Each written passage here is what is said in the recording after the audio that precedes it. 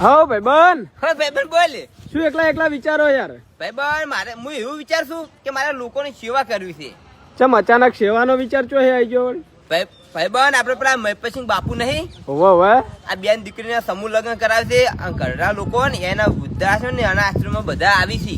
ના એ વાત તો સાચી, મહેપતસિંહ બાપુ બહુ સેવા કરી હો. અને એને જનિતાને ધન્ય કહેવાય બાપુને કે આટલું બધું સેવાનું કામ કરે. હું તો ભગવાનને પ્રાર્થના કરું કે અમારી ઉંમર મહેપતસિંહ બાપુને લાગી જાય. ના ના સાચી વાત છે, મહેપતસિંહ બહુ સેવા કરી અને તમારા વિચારો બહુ ઊંચા છે હો. ભાઈબંધ ઊંચા છે પણ આપણે હાલ સુધી પરિસ્થિતિ એવી પણ તો આપણો સમય આવશે, આપણે થોડા ઘણું પૂર્ણ કરશે. આપણે એટલા બધા નહીં કે આપણે એને જેટલું પૂર્ણ પણ આપણે જેટલી શક્તિ એવી ભક્તિ શું કહેવાય ભાઈબંધ? ના એ તો ભગવાન ઉપર તાચી રહ્યો હવની હાલે એમ. ભાઈબંધ મને એક દાડો મહેપતસિંહ બાપુજીને મળવા લઈ જાય, મુલાકાત કરવા. ચિંતા ના કરો, હું તમને લઈ જાયો. આપડે હોકે ફોલોવર થઈ જાય ને એટલે હું તમને લઈ જાયો. હા ભાઈબંધ યાર બહુ ભગવાન, હું તો ભગવાન માનું એને લે.